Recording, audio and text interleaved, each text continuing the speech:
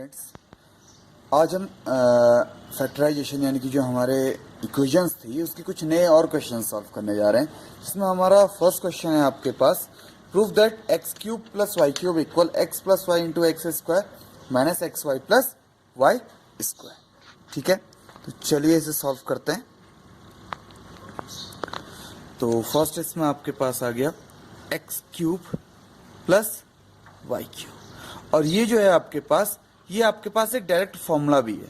ठीक है, तो ये आपको हमेशा याद रखना है कि इसे आप याद भी रखें अपने उसमें। ठीक है, तो सपोज RHS को हम लेके सॉल्व करते हैं, तो ये है आपके पास x plus y into x square minus x y plus y square. तो ये मल्टीप्लाई करते कितना हो गया आपके पास वो देखिए। ठीक है, तो चलिए इसको मल्टीप्लाई करके लिखते हैं, x cube minus x square Y.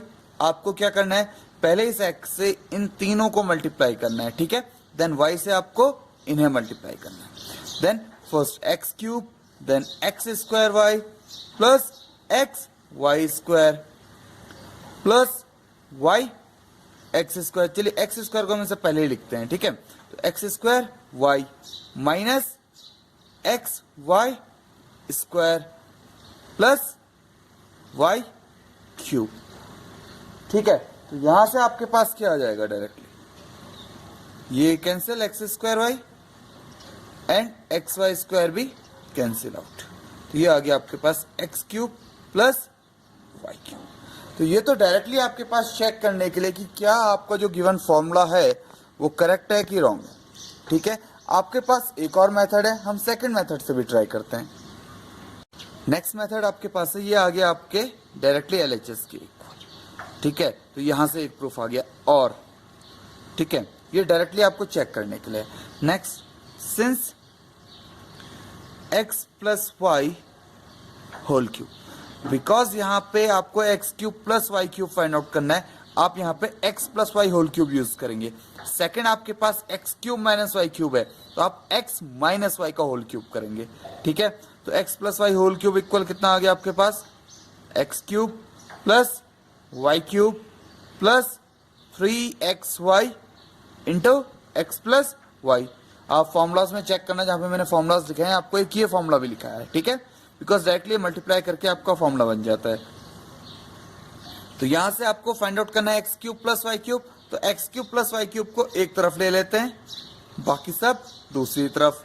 तो ये बन गया आपका x plus y whole cube minus 3xy into x plus y. तो यहां से अब आप क्या करेंगे, एक्स प्लस वाई को कॉमन ले लीजिए, तो ये बन गया आपका x plus y into x plus y. Because यहां से क्यूब से 1 कॉमन ले लिया तो स्क्वायर बचा, और यहाँ पे सिंपली आपका 3xy।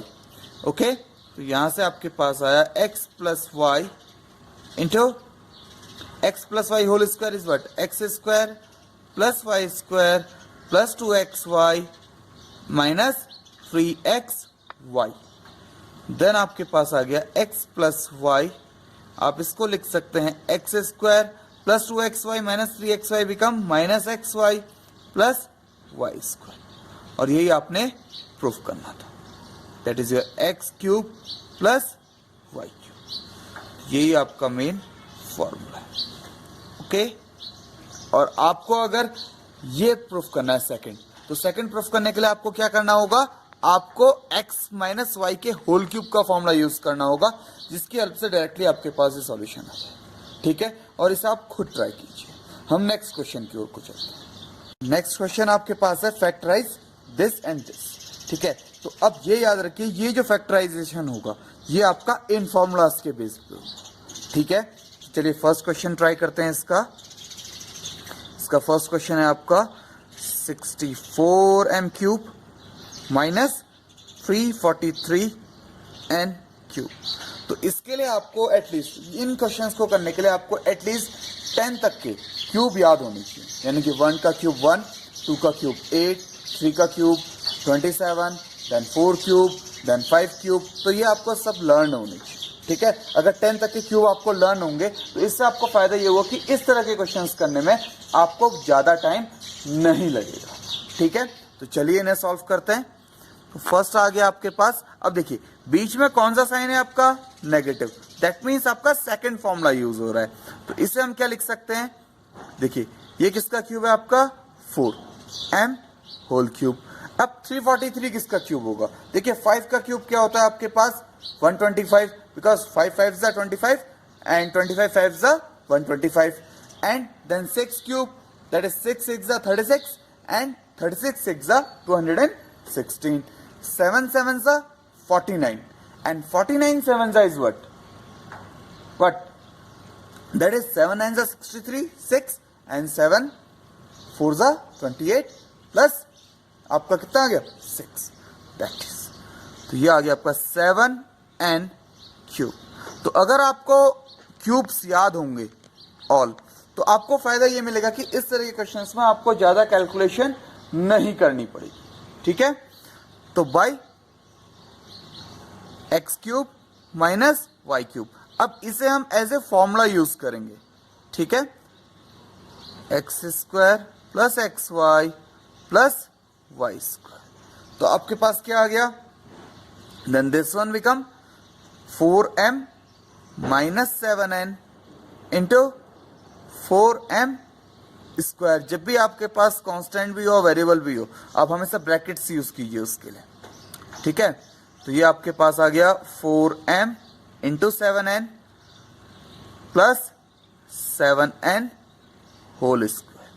तो ये आपके पास आ गया 4m माइनस 7n, ब्रैकेट्स में आ गया आपके पास 16m square plus 7 4 28mn plus 49n square. ये आ गया आपके पास इसका सॉल्यूशन। सिमिलरली हम लोग सेकंड को सॉल्व कर लेते हैं। तो सेकंड आपके पास क्या है, 27y cube plus 125z cube. तो इसको आप लिख सकते हैं 3y होल क्यूब, सॉरी 125, ठीक है। तो 125 आपके पास क्या बन जाएगा 5z होल क्यूब। अब देखिए बीच में प्लस का साइन है, तो कौन सा फॉर्मूला यूज होगा, x cube plus y cube. बस आपको यही मेन ध्यान देना है कि आपका फॉर्मूला किस बार कौन सा यूज हो रहा है। तो ये आ गया आपके पास x plus y x square minus x y plus y square.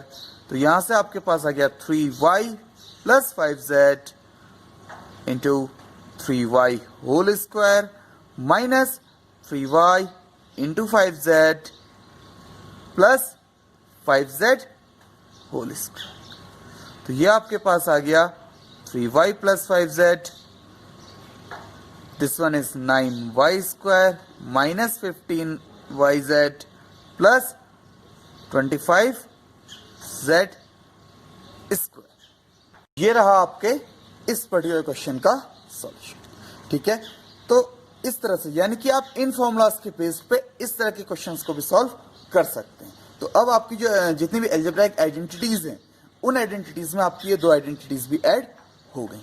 अब हम लोग नेक्स्ट आइडेंटिटी का यूज करने जा रहे हैं, वो है आपके पास x cube plus y cube plus z cube minus 3xyz। इसका एक फॉर्मूला है आपके पास, ठीक है। तो अब हम इस आइडेंटिटी को यूज करने जा रहे हैं।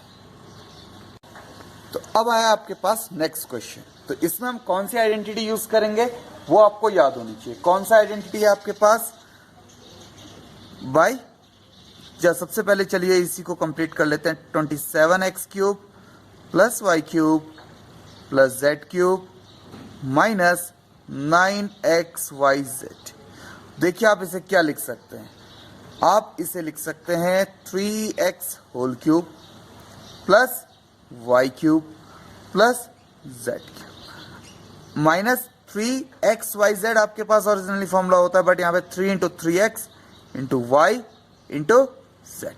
अब इसे मल्टीप्लाई करके देखिए, हमने सिर्फ फॉर्मूला यूज किया और ये बन गया, ठीक है। तो बाय आपके पास फॉर्मूला क्या है, चलिए इसको ए क्यूब के टर्म में लिख लेते हैं, अगर कंफ्यूजन नहीं होना चाहिए। A cube plus b cube plus c cube minus 3abc। ये फॉर्मूला आपके पास क्या होता है, ये फॉर्मूला देखिए, that is a plus b plus c into a square plus b square plus c square minus a b minus b c minus तो ये आपके पास फॉर्मूला है। अब आप इस फॉर्मूले को यूज करेंगे यहां से, तो कैसे होगा, तो डायरेक्टली आपके पास आ जाएगा, सो दिस वन इक्वल, देखिए ए के प्लेस पे आपके पास क्या है 3x, बी के प्लेस पे y एंड सी के प्लेस पे z इंटू ए स्क्वायर यानी कि 9x square plus y square plus z square, ठीक है, माइनस, देखिए मैं डायरेक्ट मल्टीप्लाई कर रहा हूं, आप लोग एक स्टेप को और इंक्रीज कर सकते हैं, डायरेक्टली आपको फॉर्मूले में पुट करना है, कैसे, देखिए माइनस ए बी यानी कि a की वैल्यू आपके पास 3x एंड y की वैल्यू आपके पास b की वैल्यू आपके पास y, तो 3x into y that is 3x y minus आपके पास क्या है bc यानी कि b के प्लेस पे आपके पास y, c के प्लेस पे आपके पास z, तो ये कितना आ गया आपके पास yz एंड ca के प्लेस यानी कि c के प्लेस पे आपके पास z एंड a के प्लेस पे आपके पास 3x, तो ये बन जाएगा आपका 3xz।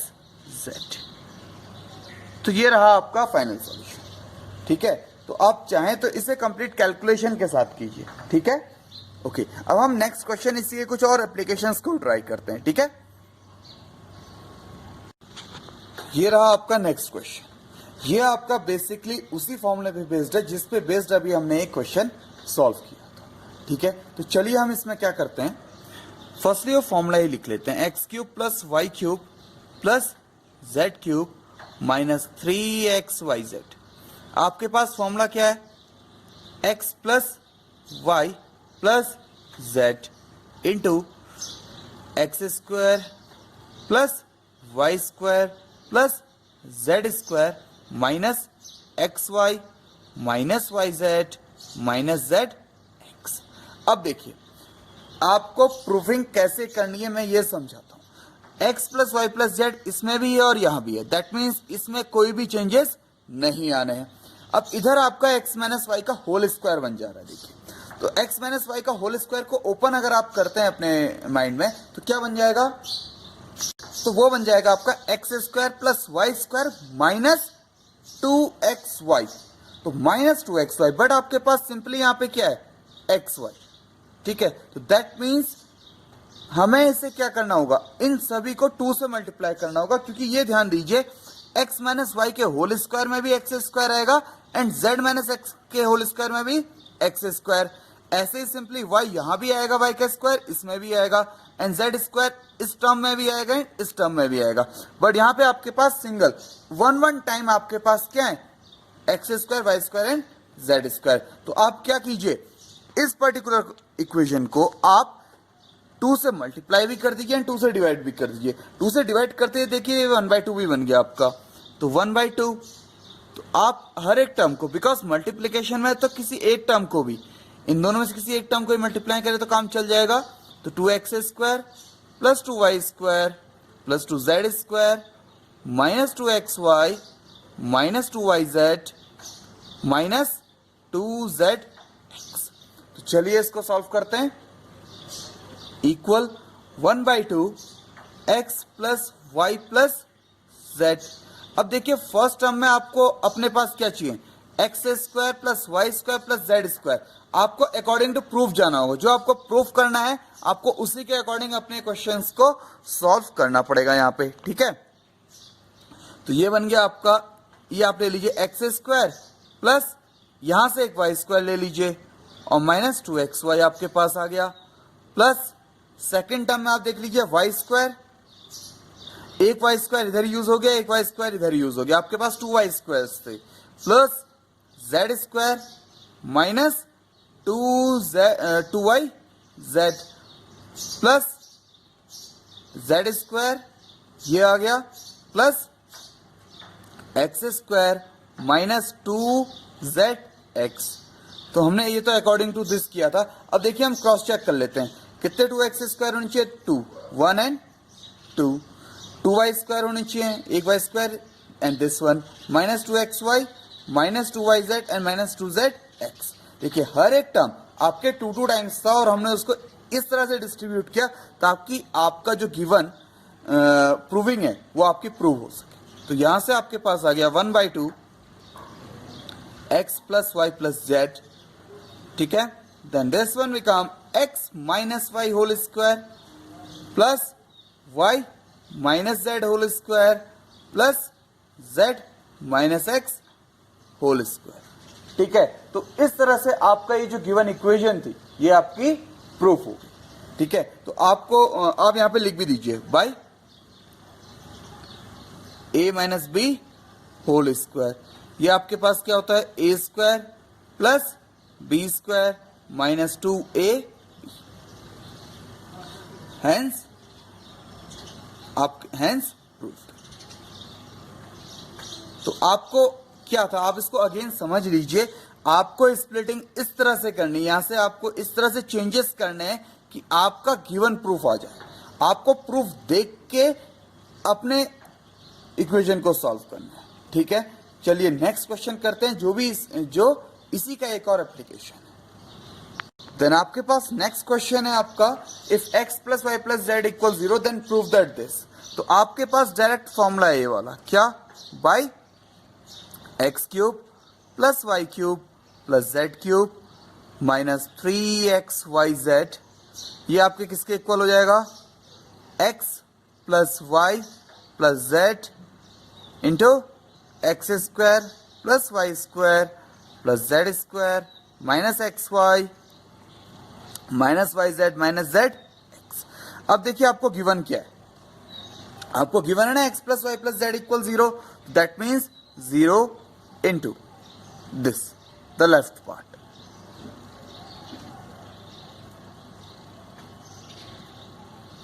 ठीक है, आप यहां पे लिख लीजिए since given x plus y plus z equal 0.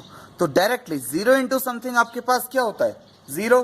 तो this implies x cube plus y cube plus z cube minus 3xyz equal 0.